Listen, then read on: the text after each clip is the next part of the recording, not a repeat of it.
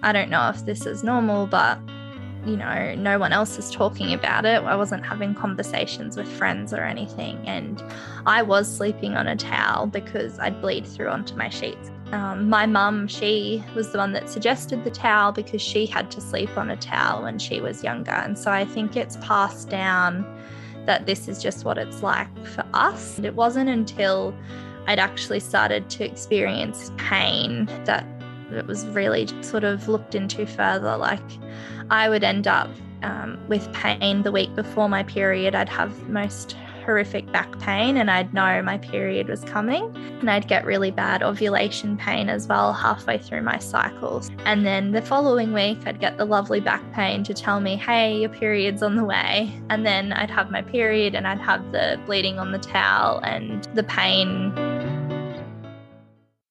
Welcome to the Wildflow podcast with me, Charlotte Pronto, certified cycle and feminine embodiment coach and shamanic womb guide. In this podcast, I'll share my wisdom and conversations with powerful change makers, thought leaders, and embodied teachers to invite you to live cyclically in flow with your menstrual cycle instead of fearing it, to heal menstrual shame and normalize womb wisdom and period positivity, and to step into your sovereign magnetic power to create and embody the change you desire to see in your world. Settle in to unleash your wild flow.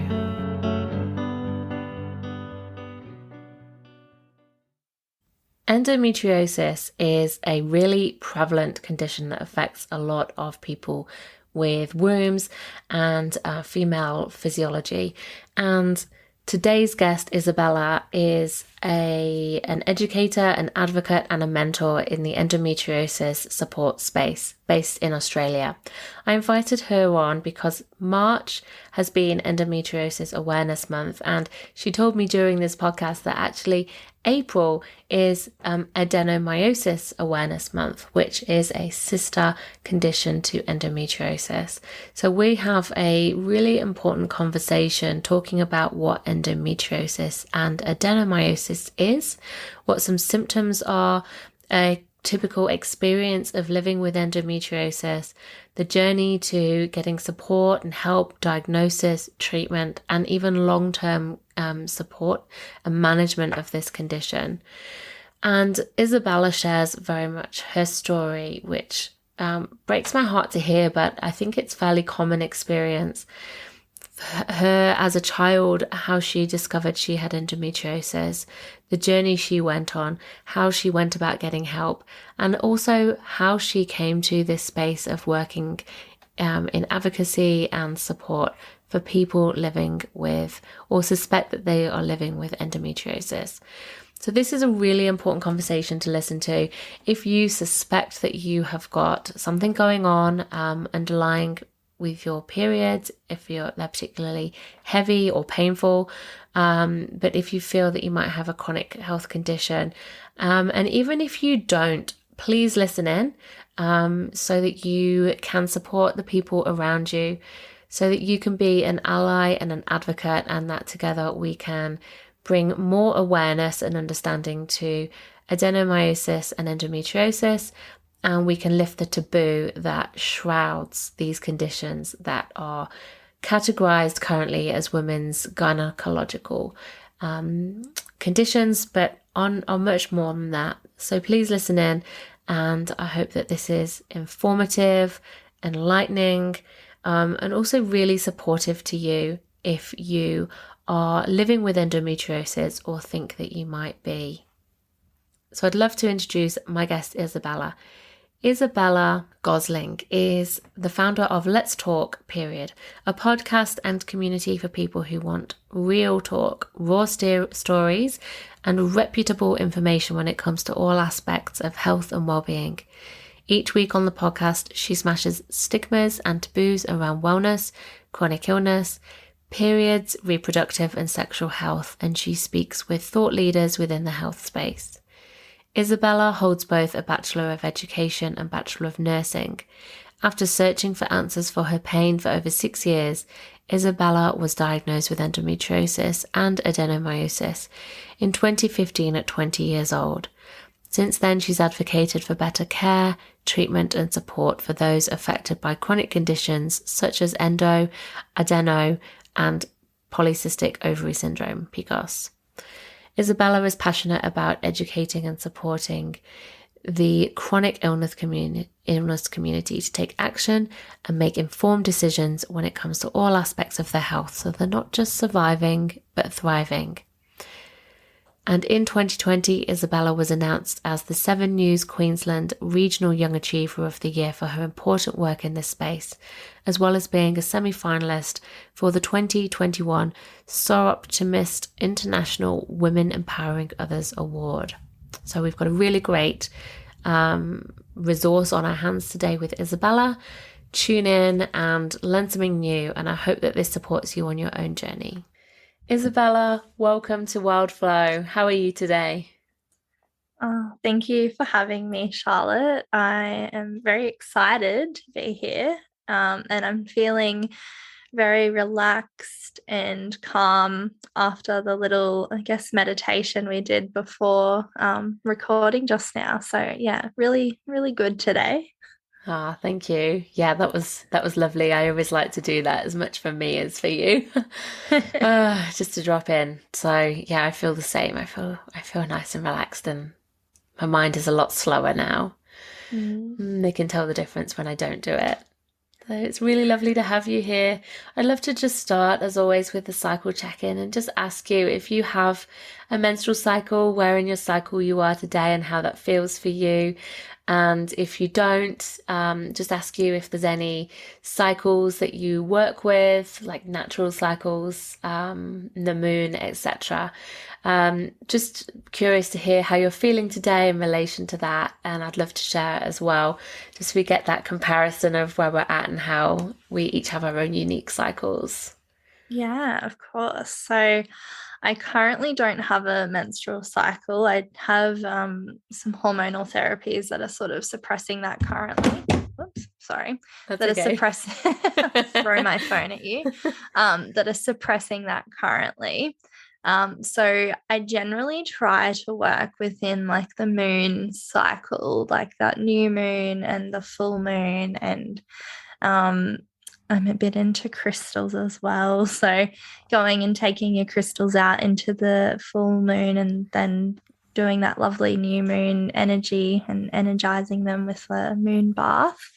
I haven't been able to really connect in this month, and so I'm not actually sure where we are in the moon cycle at the moment, because I've been very busy, and I think when I don't take that time to check in with myself, I do notice it. So yeah, I think it's an important thing that's brought my attention back to it today, is to check in and see where we're at, so I can do some intention setting around that as well. So yeah, I also like to work within that calendar space or weekly space as well, and I love just sort of setting up my week or my month. So I love starting a new month and writing all the things that are happening in the calendar, checking what I've got coming up, and then doing a little bit of a reflection on the month that's been, and then setting some intentions for the month ahead. I love that. Thank you for sharing. I really hear you. So not having a menstrual cycle, but really tuning in as well, still to the cycles and, you know, what's happening around you, and using that as a way to connect inwards. And I love what you said about, you know, having the week and then the month and the moon, and these are all ways of inviting you like to have that connection, but to, you know, like setting intentions and reflecting. I think that's really beautiful practice. But also hearing that, you know, you've had a busy month and that you've not had so much of a chance and opportunity to connect inwards. And that's so normal. It's so funny, actually. I was just looking at my cycle charting journal that I have, and I have been really crap this cycle, really bad. And I started bleeding and I haven't done anything, and now I just had to even check which cycle day I'm on, which I think is it's really funny, isn't it? You know, cycle coaches don't have all their shit together.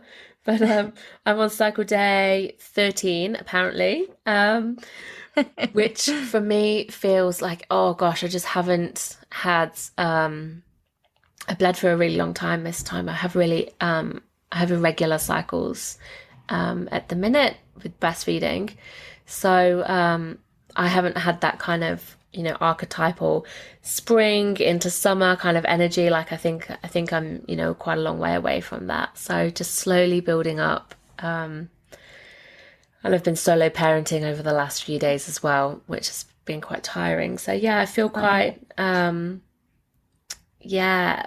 a really slow start to the cycle, and to say that day 13 might be sort of the middle of somebody else's cycle. For me, I feel like I'm just kind of just starting to warm up a little bit, as it were. But we just passed full moon on the day of recording, where I think it was it Friday or Thursday, and it's now Tuesday, so a few days passed, and so we're in the waning moon phase. And that's probably more reflective of how I feel a little bit at the minute, just with that kind of slower energy. And we're just coming into autumn as well. And yesterday was equinox. So we are at that point in the wheel of the year in the Southern Hemisphere where we are, the moon and the seasons are kind of lined up. We're past summer and we're just in that sort of waning phase, that cooling phase, when things are starting to slow down. And I'm always curious about whether my kind of and I don't have a true cycle at the minute, but whether summer, my inner summer is different in the season of summer, and whether I think it changes a little bit the more we get into autumn as well. So all beautiful cycles to work with. Yeah. I love what you were saying about working with crystals and charging them, and I love to do all that stuff too. Yeah. Yeah. My friends say I'm a little bit witchy twitchy, which is funny, but I think they're really beneficial. So, and I love doing like card pulls and things like that. And I know that's a bit, alternative for some people, but I find it really helpful for me. Totally normal in my book. Yeah. I love to do that too. Yeah. When do you like to pick some cards? So my best friend and I, we always do a yearly pull, and we'll pull one card for each month of the year, to just sort of see what the year will look like. And that's always something that we do right at the start of the year. We lock in a hangout together and we'll pull cards and be like, oh, wow, so this could be what's in store for the year ahead. And then I also like to do a monthly card pull as well, just as like an intention to focus around for the month. And then sometimes just when I'm needing some extra guidance or advice, I might pull a card as well, just as like an extra little push in a certain direction. And yeah, so I think they can be really beneficial. Absolutely. I love that. Yeah.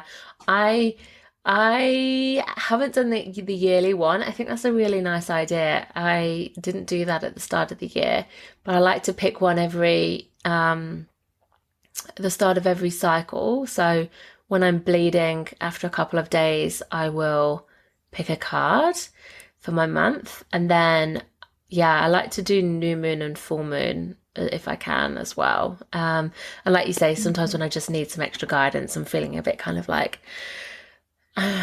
out, like disconnected from my intuition, or just kind of not sure of what's going on, or if I'm feeling a bit sticky like inside about something, I like to pick a card. And it doesn't need to be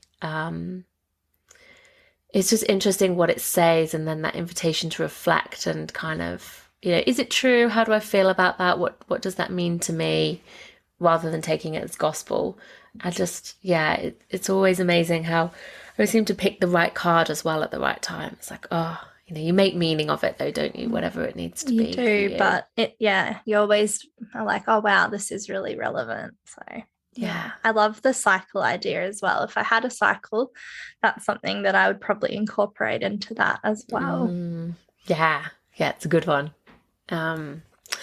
Beautiful, thank you. Well, we're here to talk about endometriosis. So March has been Endometriosis Awareness Month, and by the time it will come out, it will be the end of March. Um, but I really want to have this conversation and just raise awareness of more about endometriosis and adenomyosis as well. So these are women's health conditions, to put it, a very umbrella term. And I want to kind of dive deep into it. I think it's something that not enough people know enough about, even people who are experiencing one of these conditions as well. It's difficult to get information, to get an accurate information of what's going on, to get treatment and support. And so you are somebody who I've really, I found you on Instagram and I love everything that you share. And I love the work that you're doing in the advocacy space as well.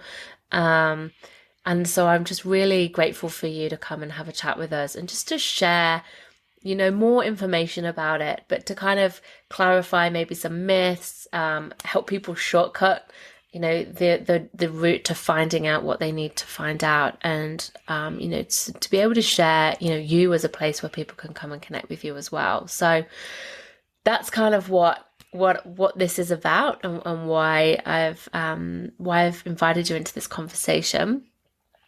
So could you begin, please, Isabella, just by sharing with us, basically what endometriosis is, and also adenomyosis, what it is, what it looks like if somebody might suffer, and just to clarify, some common perceptions, truths, myth busting. I'll just give you free rein to kind of share what you'd like on that. Is that okay?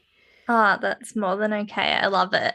And I think doing this so it does come out at the end of March is a really good time, because as Endometriosis Awareness Month draws to a close, April sees the start of Adenomyosis Awareness Month. So it's a very good time to release this episode.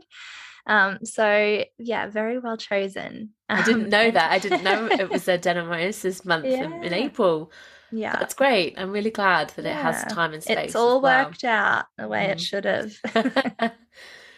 Yeah. So endometriosis affects 1 in 10 people assigned female at birth. So that's women, that's people who identify as non-binary, that's people who might have transitioned to being male but were assigned female at birth. So it affects a whole lot of people.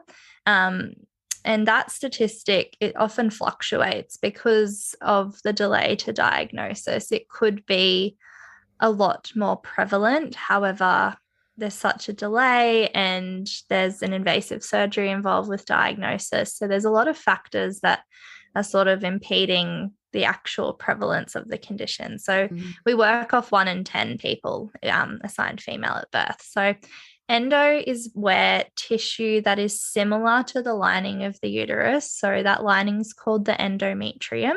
So that tissue is similar and it implants in other places throughout the body. So endometriosis lesions, they are found generally within that pelvic cavity. However, they have been found on all organs in the body. So they've been found on the diaphragm, bladder, bowel, lungs. It's even been found in the brain and the spleen as of last year. So it's not just that reproductive condition that people often associate it with. And I guess the reasoning behind why it is so associated with being a gynecological or reproductive condition is due to the symptoms that are involved. And one of the really key symptoms of endometriosis can be having an incredibly heavy and painful period. So that's sort of where that narrative of being a period-related condition or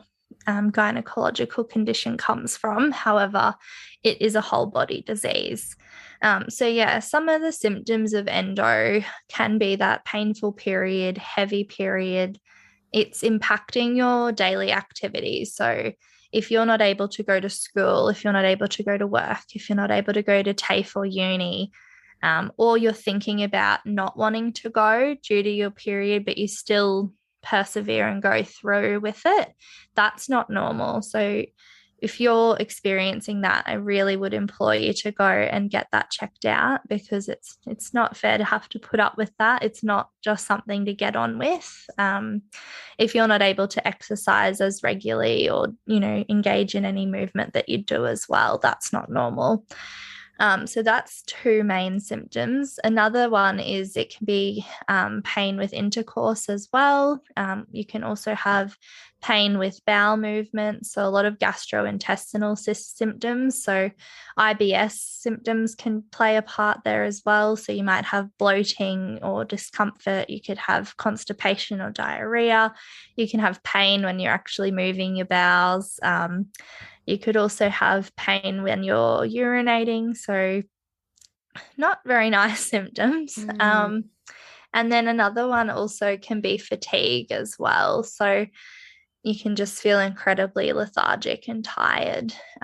It's also important to note that not everyone with endo has all of these symptoms, and not everyone has exactly the same symptoms either. And that is why it can make it a little bit more tricky to diagnose, because you might not present with like textbook endo symptoms, and just because you don't have, you might not have that really painful period doesn't mean you might not have endometriosis. So that can be a barrier to diagnosis in itself. And then also, the amount of endometriosis you have isn't associated with the amount of pain that you might have. So it's really tricky, and you might have a lot of endo and no symptoms at all. And it might not be until you're attempting to conceive that you actually find out you have endo, because you might have trouble conceiving and they might do an exploratory laparoscopy and excise endo. Or you could have a lot of pain and a lot of symptoms, and you might not actually have that much diseased tissue. So it's really not, it doesn't correlate. So that can be quite frustrating as well. So I think that's a really important connection to make, because it's something that people can hear and they're like, oh, well, I'm not that bad. It's probably not this. But, I think explaining away and, justifying away our symptoms is something that we so often do, but actually going, well, no, that's not right for me. That's not normal. I really should look into this further. So that's endometriosis. Adenomyosis is often referred to as the cousin or sister of endometriosis. So adenomyosis is involving that endometrium. So it's the lining of the uterus. So it actually invades into the stroma or the muscle wall, so the myometrium of the uterus. So that can cause a lot of the same symptoms as endo. However, with adenomyosis, you can also have really bad referred leg pain, and that can be just due to the nerves in that pelvic area. It can also cause really bad lower back pain as well for the same reason. People with adeno as well often report heavy periods, so needing to sleep on a towel, bleeding through period products and having to change more regularly than the recommended timeframes for those. And you can also have really bad fatigue with that as well. And that can be associated with iron deficiency from that extreme blood loss. And also feeling nauseous as well. So I think it can be tricky because there is a lot of overlap from those two symptoms, those two conditions. So it's hard to know which you might have. However, people with endometriosis often also have adenomyosis as well. So they kind of can be hand in hand together, like a comorbidity with each other. So that's a little bit about both of those. Wow, thank you so much for sharing. I'm really grateful for all of the information. That was so clear and in depth, and thank you. And I'm blown away that so many people live with this and soldier on and have to put up with, such awful pain and an unseen disease as well, like hidden disease, and I hear a lot about, excuse me, you said about it being hard, really hard to get a diagnosis, taking a lot of time to get a diagnosis. And, I've heard stories of people going to get help and then not being seen and heard and understood, and people not having medical professionals, not having the training or the understanding or the skills perhaps to help give people the help that they need. And so it just prolongs that suffering. It's really sad. Mm. Yeah, like in Australia, there's a 7 to 12 year delay to diagnosis. So that's from when you first start experiencing symptoms to when you receive that diagnosis. And it is due to a lack of awareness. So it was typically endo and adeno weren't talked about because they're period conditions in quotation marks, and we don't talk about periods, they're taboo. So I think that lack of awareness and that taboo nature of the conditions really upholds a barrier to diagnosis, as well as lack of education. So that's education at school growing up about these conditions, but also education when you do go to that GP to get help and they don't even know what you're talking about. So I think that's both ways. And yeah, I think then also dismissing or not thinking that there's anything wrong, because it's that education again. You're pushing it away and you're going, well, no, that's not what I was told at school. And I think that narrative of period pain being normal and, just get on with it, it's just what women have to deal with, has done a lot of damage because people don't think there's something wrong when there actually is. Oh, it's awful. It really makes me sad and mad that that we don't have, that GPs obviously aren't being, or haven't been to date, being trained on it as like it's another health condition. Like you're talking about like a chronic or whole body condition that is, am I right in thinking, an inflammatory condition as well? Yeah. So it's something that, like just like other people experience, other long-term chronic and inflammatory diseases, like it should be, is it not categorized in that way then? It's categorized as like a woman's reproductive or menstrual health. Yeah, so currently it's categorized as like a reproductive or gynecological issue or a women's health issue, and that's damaging for those people within the LGBTQIA community who don't identify with being a woman. So that has like another set of barriers for accessing care and diagnosis as well. Yeah, so I think there's a lot of work to be done in that space. Yeah, a lot of work, which, it's a good chance for me to ask you, tell me about you and your story and the work that you do. Like, how did you come to do the work you do? And tell us a bit about the work you do as well. Yeah, so I guess like I'll, rewind back to when I first started experiencing symptoms, and like I had no idea that this was not normal. So I got my period when I was 12 and everything was, fine. I thought it was all good. And it was when I was about 14 that I really started to notice, like, I don't know if this is normal, but, no one else is talking about it. I wasn't having conversations with friends or anything. And I was sleeping on a towel because I'd bleed through onto my sheets at nighttime, or I'd go to a sleepover party and I'd wake up with period blood on my pajamas and be mortified and, freaking out and being so thankful that I didn't bleed onto my friends' sheets. Those sorts of experiences. And my mum, she was the one that suggested the towel because she had to sleep on a towel when she was younger. And so I think it's passed down that this is just what it's like for us. And I think those experiences within your family can say a lot as well. And it wasn't until I'd actually started to experience pain that it was really sort of looked into further. Like I would end up with pain the week before my period. I'd have most horrific back pain and I'd know my period was coming. And I'd get really bad ovulation pain as well halfway through my cycle. So My cycle was always very regular. So it'd always be right in the middle of that 2 weeks. I'd get that ovulation pain for 8 to 12 hours and it would just be excruciating. And I'd be so glad that it would pass. And then the following week, I'd get the lovely back pain to tell me, hey, your period's on the way. And then I'd have my period and I'd have the bleeding on the towel and the pain that came with that. So yeah, it was a lot. And it was about when I was 15 that mum was like, look, I really don't think this is normal. I hope you don't have endometriosis. And I hadn't even heard of that before. Mum had only heard of the word because she was a registered nurse and she used to do the gynae clinic at the hospital, but she was never diagnosed with endo herself.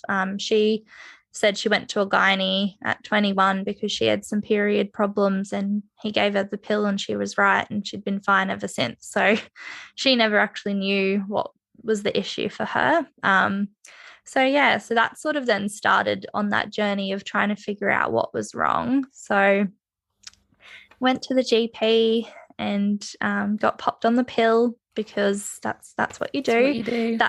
That'll help. And, at 15, 16, that was great because it was sold to me as you don't need to have a period at all. So you just keep taking the active pills and you'll be fine. And so that was fantastic for me.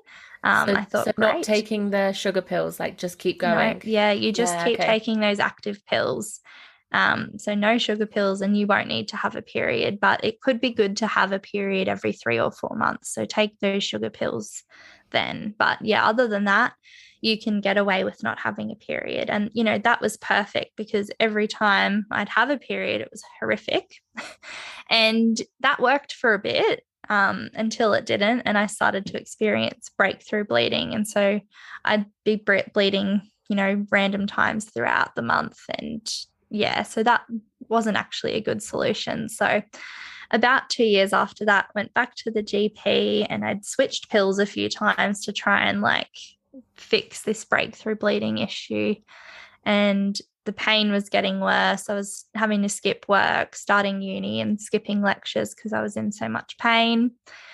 And I went and saw my first gynecologist. I got referred and saw her and she said, yeah, I think you might have endo. I don't operate though, so I'm going to refer you on to another surgeon who does. So went and saw the next surgeon and he was like, yeah, you could have endo. Let's do a laparoscopy and we'll have a look. And so I had my first laparoscopy when I was 19 and went in for that one. And I woke up and he came out and was like, yeah, no, we didn't find any endo. What you do have, though, is pelvic inflammatory disease, and that's an STD. Has your partner been cheating on you? Have you been with many partners? And that was just mortifying. I had my mum beside me. I was 19 years old. I was in my first long-term relationship. It was just all of these walls crashing down. And he said pelvic inflammatory disease can cause infertility. So you really need to have a baby now. So that was... What? Yeah. At 19? At 19. So yeah, that was a bit stressful to say the least. So I went back and saw him for my follow-up appointment because he'd given me antibiotics to help with the pelvic inflammatory disease. Went back and saw him and he said, yeah, look, so I'm going to dismiss you from my care, discharge you from my care now because these antibiotics should have helped. I'll only need to see you again if you need IVF to have a baby. So see you later. I sat in the car park and sobbed because it was about a month post-op and I felt no different. I still had the same symptoms and bleeding and it was just horrific. So went back to the GP yet again and I went and saw another gynecologist and they prescribed me another pill and they said, look, we'll try this pill for 3 months and then come back and see me. And the appointment was about 10 minutes in total. And then I went back and had another car park sob and I thought, I can't live like this. I was stuck in bed all the time. I was in pain. I was nauseous. I couldn't get through a full day of uni, I was just not living at all. I was in bed all the time and it was not very nice. And I thought, I can't go through this for another 3 months. So I'm like, I'm certain that it is endo now. I'd been doing a lot of doctor Googling. I joined a few Facebook groups and I'm like, all of these symptoms are the same as what these people have. Like, surely it's that. And so I mustered up the courage and posted in one of the groups and was like, hey, is there an endo specialist that I can see in Brisbane? Like, I really feel like I have this, but I've been told no. So I got the name of an endo specialist, went back to the GP and went and saw my fourth specialist, and I took along the surgery photos from my first lap and they were like, yeah, like I can actually see endo in these photos. So that's really disappointing that that was missed. I think we should do a laparoscopy just to confirm, because, you know, if this is endo in this photo and I'm 90% sure it is, like it needs to be removed. So I saw them on the Monday, went for surgery the same week, and endometriosis was confirmed. And I was also diagnosed with adenomyosis. So that's my very long story of diagnosis.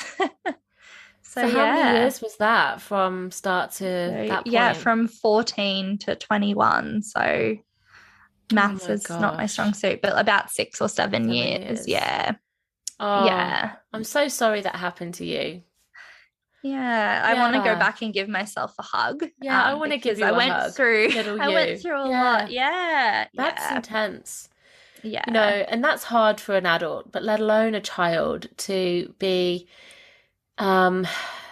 ignored, messed around, like passed on from person to person, shamed in that way as well. You know, the way you said about you're told to have a baby at 19. Like, if you're, you know, some people want to have a baby at 19, but for a lot of people that's like, you know, highly irresponsible. Yeah, well, I was just a baby.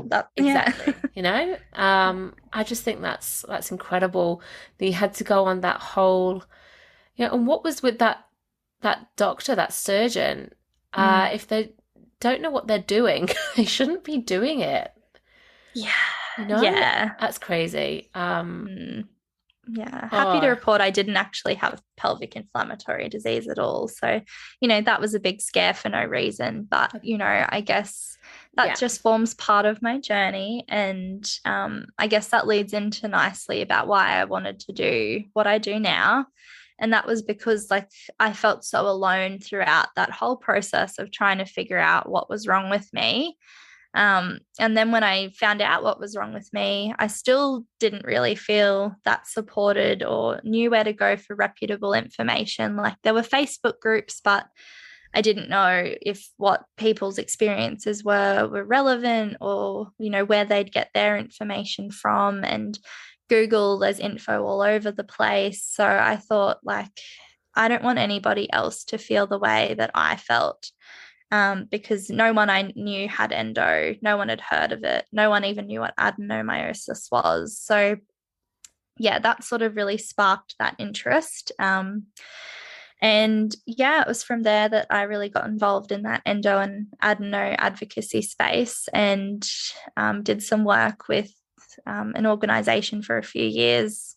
And then, last year I left that organization, but I'd started Let's Talk Period in 2019 in November, as a place for real, raw and reputable information, stories, and just place to smash taboos and break stigmas and provide support for people who are living with endo, adeno, or PCOS.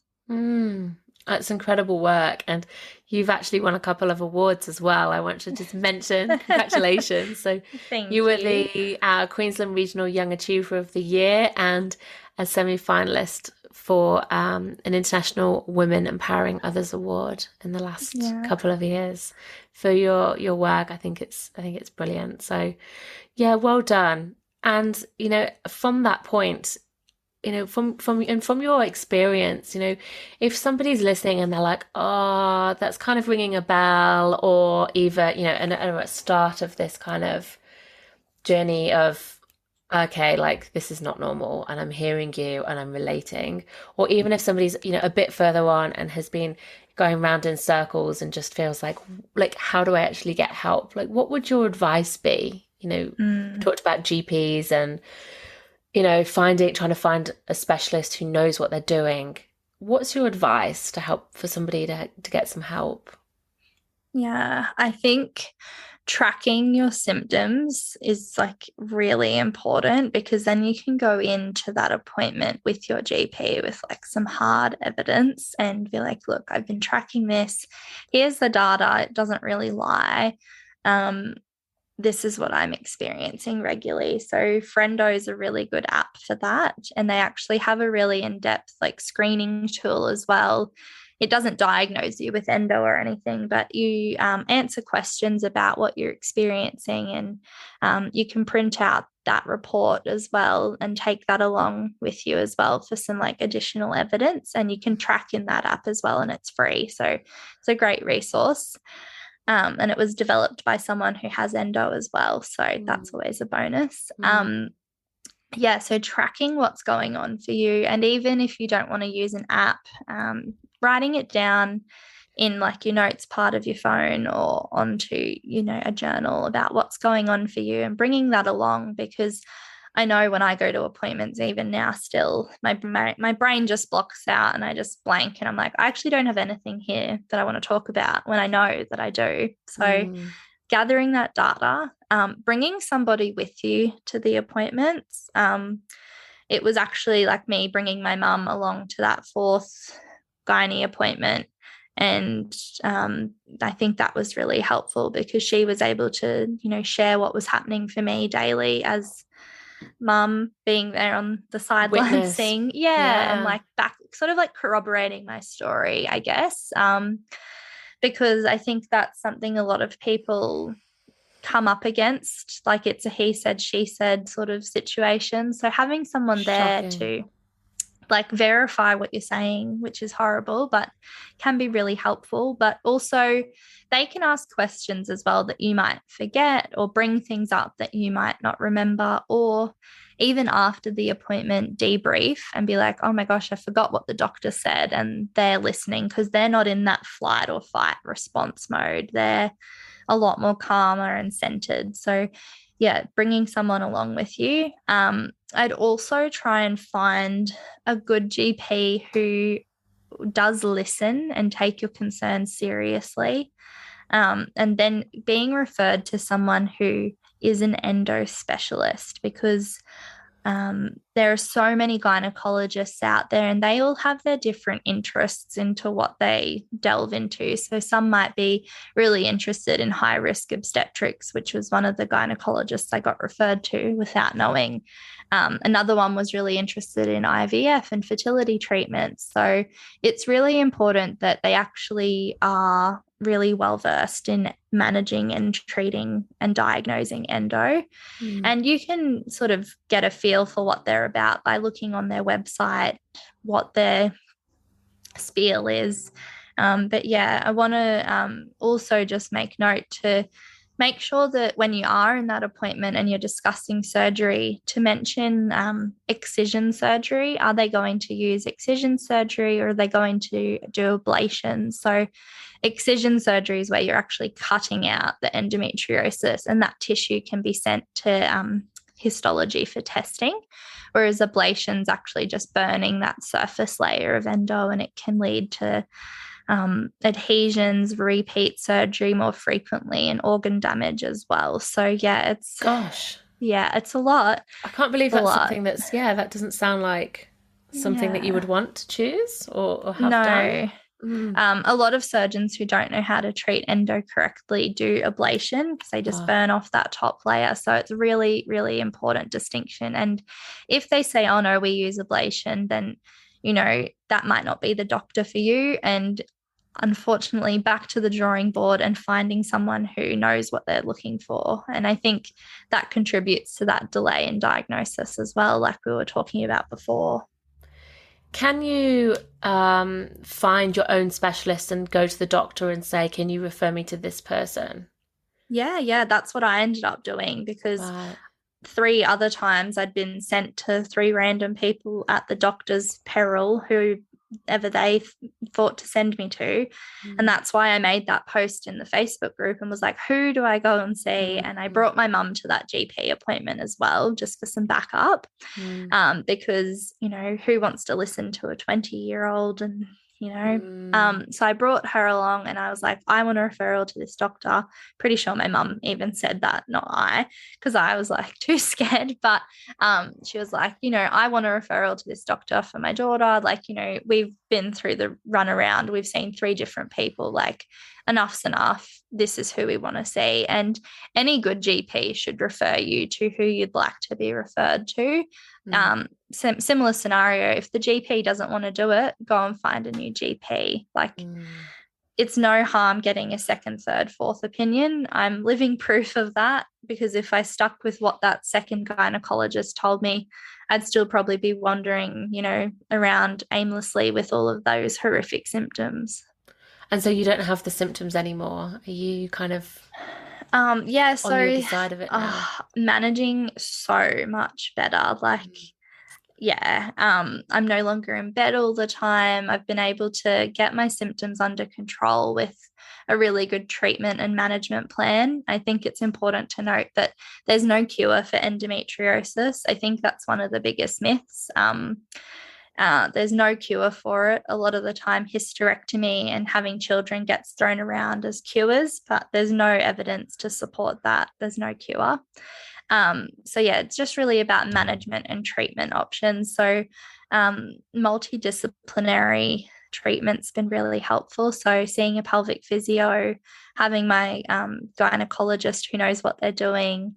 And I've seen an exercise physiologist as well, acupuncture, nutrition and dietetics, but all of that like holistic care. So you have that whole picture, so you're in the best health possible. And I think it's important as well to note that I'm not seeing all of these people all at once, because that would be very expensive, but sort of picking and choosing who you need in what moment to manage what you're going through. Yeah, I'm amazed. You know, I can see why it takes so long to get to where, you know, the point you got to with, you know, resolution. But then, you know, that's just to diagnosis. Then there's like long-term living with something that is still there and can come back, right? And so it's management. And you know, this, you know, in Australia, we're talking, you know, in the local context as well, where, you know, we have Medicare, but to see specialists, there's a fee. And, you know, I'm not even sure if you get a referral, whether you get some of that money back. Some of it can be covered on private health if you have private health, but if you don't, it's all out of pocket. And if you go down the public route, there's a 12-month waiting list sometimes before you can get in to see the specialist. And then there might be a 12-month waiting list for surgery. So it's, yeah, even though there's free healthcare, that option's also very lengthy as well. It's shocking. So, you know, to try and get to the point where you just can get out of bed every day, it takes years, patience, you know, doing a lot of your own digging in, you know, into research and learning and trying to find the right people to get help from, and then money as well to like proactively manage your condition, you know, long term. I just can't believe that we're at this point. So is this something that's just really under researched? And like you said, because it's considered menstrual or reproductive, you know, women's health doesn't get the dollars that, you know, men's health does. Is it something that's just, you know, under researched and obviously under trained at medical school? And, you know, what are some things that we can do, I guess, you know, like taking it into our own hands like you have, to try and, you know, you've obviously created your beautiful Instagram page as well and your own community, but, you know, is this a bit like, you know, working against menstrual shame? Like the more we talk about it, the more, you know, we can have, you know, safe spaces for women to come and talk to and find out. Like there's, you know, it seems like this has got to be something that's taken into our own hands to do something about. Yeah, you really do need to be an advocate for yourself. And I was speaking with someone yesterday and they said you need to be the CEO in your own healthcare. And I think that's very true. You really need to be the one pushing and fighting, which is really unfair. And, when you're already in a lot of pain and you've got a lot of symptoms, that's really draining. Yeah. So, yeah, that sort of comes from that pushback yourself. But again, creating that awareness has been absolutely phenomenal. Like when I was diagnosed in 2015, nobody had heard of endo and no one had heard of adeno. And I guess now it's come so far that there is a lot more conversation around both. Adenomyosis still doesn't get as much recognition because it's still very, if endo doesn't have a lot of research, adeno has even less. So I think opening that discussion and talking about both really does help to create awareness. And I think when people realize what both conditions are, they're absolutely gobsmacked and shocked about how painful and debilitating they can be. And then it begs the question of, well, why aren't we doing more? Thankfully, in Australia, the government has committed funding for research. So I think there was $10 million announced last year to go towards various institutions for researching things to do with endo, which is really great. But yeah, I think there is that lack of research because it wasn't taken seriously for a long time. And it's only just sort of starting to get some funding behind it now. And so we're playing catch up. There's a lot of work to do. We still don't know what actually causes endo. We don't have a cure. We're still trying to figure out the best treatment options. And there's so many different things that we don't know. So I think really trying to figure out those answers is great. And the same with adenomyosis as well. So yeah, opening that conversation and talking with others is really just what can sort of help to create more awareness, which would hopefully lead to more, public people in the community knowing about it and pushing for action and change, which can hopefully lead to more research. Yeah, and I get the really strong sense, that it's a big part of this is you talked about being in the doctor's room and your nervous system being in fight and flight and having that blank when you're in that state as well, forgetting what you're trying to say, and really needing allies around you, like your mum in the waiting room, like other people in these groups to support you, to feel safe and seen and heard and not gaslit and just ignored. Like I just think if even if this is something that you don't know, it doesn't affect you, to just have listen. I hope people are listening to this, even if it doesn't affect you, and just to be able to stand in support of other people around you who might. And we all need to know about this. This is not just it doesn't concern me kind of thing. Like we all need to stand in solidarity with each other as well. So where can people find you? What's your Instagram and your podcast as well? Yes, I haven't even really mentioned the podcast. You can find me in a few places. So Let's Talk Period is an Instagram account, but it's also a podcast. We're in season 4 now. And so new episodes come out every Monday and Wednesday. So wherever you get your podcasts, you can find us there. I say us, but it's just me. You can find the podcast there. So yeah, Monday's episode's a solo ep with me, and I just chat about something related to chronic illness, endo, adeno, PCOS related. And then Wednesday's episode is an interview with someone in the pelvic health or chronic illness space. So that could be a personal story, it could be an expert, or someone with something to share around that sort of realm. So that's that. So yeah, just search Let's Talk Period wherever you get your podcasts. And then Instagram is Let's Talk Period AU for Australia. And that's just a mix of fun reels, educational content as well, funny memes to sort of lighten the mood, and also inspiration as well. And then there's the website as well, which is letstalkperiod.com.au, and that's got free resources on there. It has all of the events that happen on there. There's lots of online events as well as in-person ones as well. And there's also information on mentoring as well. So I offer that because if I had a mentor to help navigate through that space when I was going through it, that would have just been an absolute game changer. So there's information about working together and sort of so you're not just making it through each day and surviving, but actually thriving with your chronic condition. So you're actually able to have a really good quality of life. So that's all of the places that you can find me. Amazing. You're doing such important work. Thank you for everything that you're doing. And just before we wrap, is there anything else that you just want to share that you feel to share that you want people to hear?